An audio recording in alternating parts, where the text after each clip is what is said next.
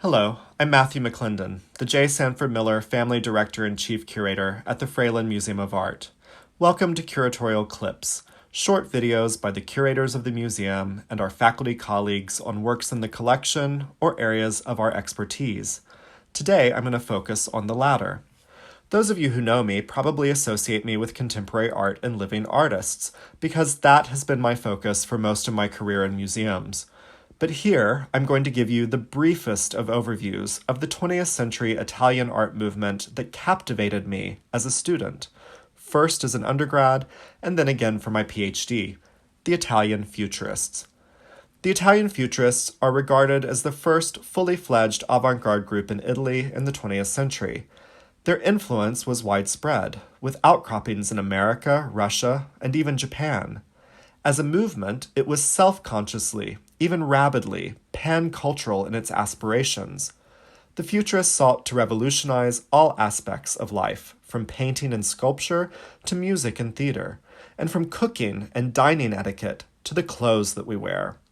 I'm only introducing you to Italian Futurism and that period known as First Futurism, from its founding in 1909 to Italy's entrance into World War I in 1915. Futurism continues after World War I, but it is radically altered with an almost entirely new cast of characters. And it's after World War I, in the lead up to World War II, that its founder becomes almost obsessed with Futurism being the, quote, official art of Italy. Fascist Italy. The Futurists' complex and often contradictory courting and support of the fascist party in Italy is probably the number one reason they are not better known today, particularly outside of that country. After the war, their association with fascism tainted them. We have to begin any discussion of Italian Futurism with the group's larger-than-life founder, Filippo Tommasso Marinetti. He grew up bourgeois or middle class, not in Italy, but in Alexandria, Egypt, attending a French Jesuit school. He then went to university in Paris. His early interests were in literature, largely the French symbolist poets, and for his realism, the French novelist Émile Zola. So in some ways, Marinetti was as French as he was Italian. I think of Marinetti as the first real public relations man of the avant-garde art world.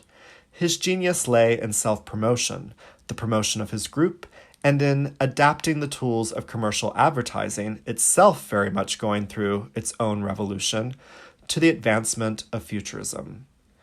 You see him here in his automobile. I just love this photograph. The automobile, new and exciting, capable of speed, was a primary symbol for the Futurists and their new world. Our story really begins with the first manifesto. Marinetti used his innate sense of publicity and bravado to convince the publishers of the most widely read Parisian daily to publish the founding manifesto of his new avant-garde group on February 20th, 1909, on the front page. Marinetti knew for his fledgling group to have any chance of success, he needed this initial stroke of simultaneous spectacle and implied endorsement from this most important newspaper. Here, on the lower right, you see the first lines of the founding manifesto in Marinetti's own hands from the manuscript, now housed at the Beinecke Rare Book and Manuscript Library at Yale University. It begins, "I was up all night." Yet he scratches this out and in the stroke of his pen founds a fully fledged group by stating, "We were up all night." The great secret was that in 1909 there was no we, there was only I. Futurism was a word before it was a movement. Also notice he's writing in French. Again, Marinetti was taught French from a young age. He was a colonial Italian who had to discover his native country in adulthood. The first manifesto celebrates everything in the world that was new: speed, factories, automobiles, trains, and the destruction of everything from the past, even museums. The manifesto was one of the primary means of communication for the Futurists. While artists had produced statements of belief before, no group did so on the scale of the Futurists. Here you see samples of just a few of the early manifestos, often published at Marinetti's own expense and distributed on street corners, or, in some spectacular cases, dropped from the bell tower in St. Mark's Square in Venice with typical Futurist bravado. Continuing with the literary experimentations of Futurism, in May 1912, Marinetti published the Technical Manifesto of Futurist Literature, which was to revolutionize poetic techniques and contemporary prose.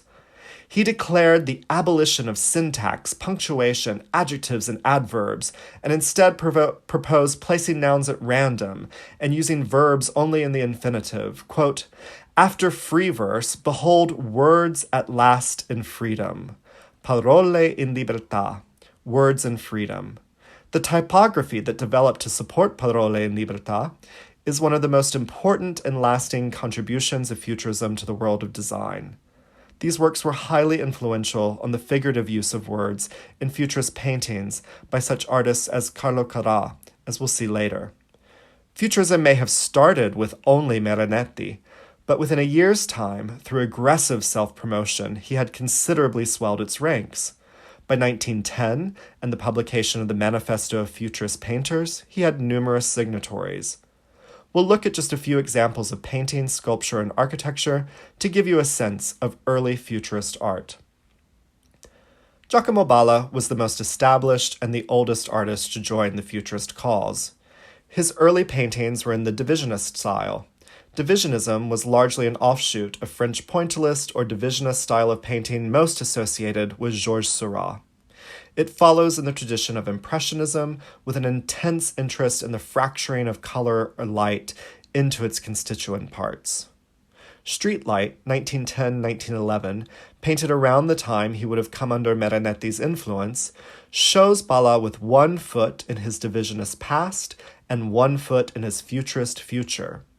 Here we have not the gas lamp of the 19th century, but the new electric lamp of the 20th century, symbol of modernity.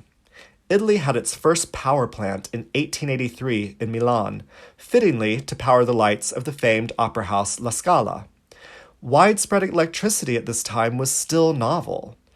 Here, Balla contrasts the electric light with the symbolic, symbolist, and therefore passé light of the moon.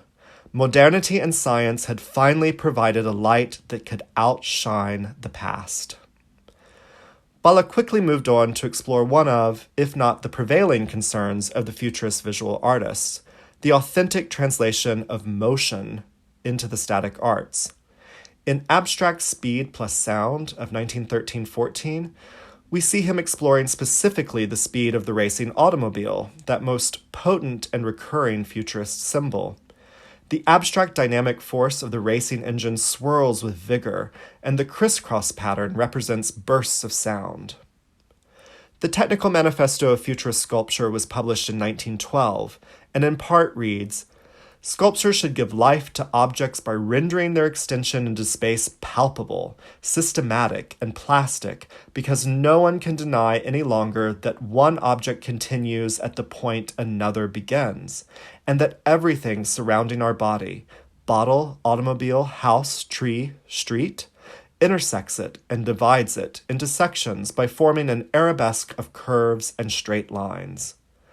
I think we see some of these thoughts clearly here in Umberto Boccioni's Development of a Bottle in Space from 1913.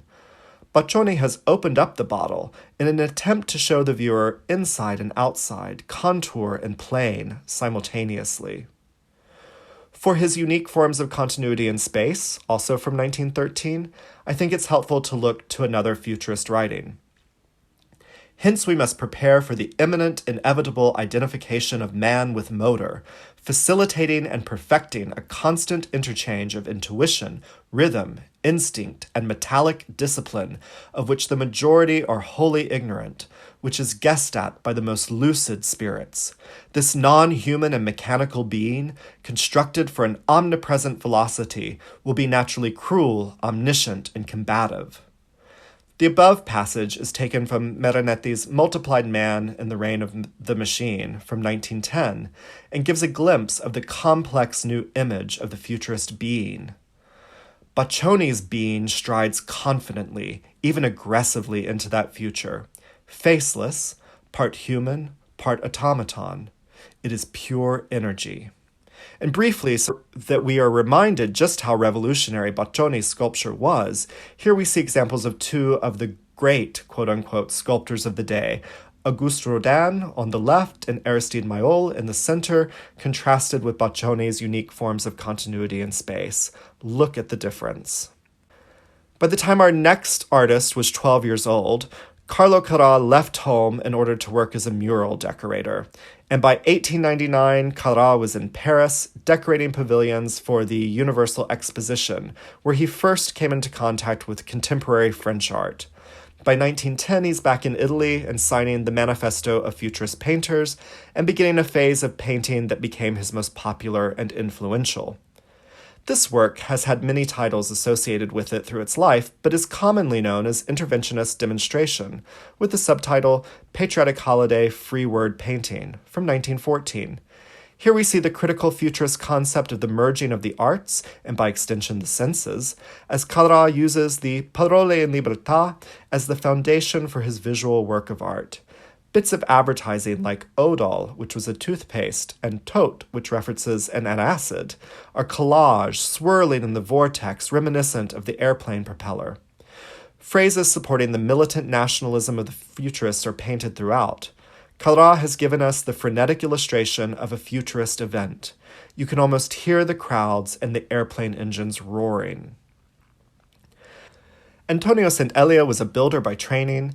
He opened a design office in Milan in 1912 and became involved with the Futurists soon after.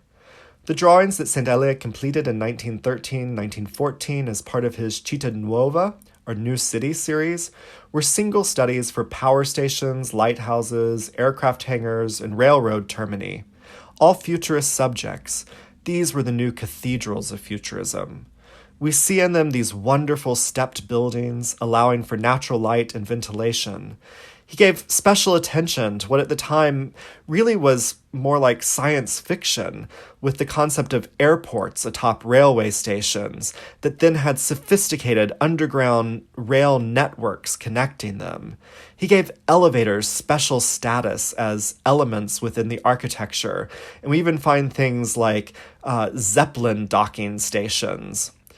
Perhaps the most lasting influence of Sant'Elia's theories of architecture, and what is not at all apparent when viewing the drawings, is that he stressed impermanence. Just as in all other futurist endeavors, each generation was to completely remake its aesthetic ideals. The past was not to survive. Materials to be used were reinforced concrete, textile fiber, and any contemporary substitute for the traditional stone, wood, and brick of building. Unfortunately, his plans would never be realized. He was killed in 1915 during the war, as was Boccioni. In this brief curatorial clip, I've tried to give you a taste of the early moments of Italian Futurism. There is so much more. Music, theater, cinema, photography, politics, food, gender roles. The list of what they wanted to change goes on and on. I hope if you weren't already aware of the Futurists, this has sparked your curiosity. You see here some resources if you'd like to learn more. The Futurists were complicated and flawed, optimistic, and, at best, naive in their glorification of war and technology. However, their exuberance and celebration of the possibility of tomorrow, and their insistence that any revolution must begin with the arts, is why I keep coming back to them. I hope you enjoyed this curatorial clip, and I look forward to bringing you more.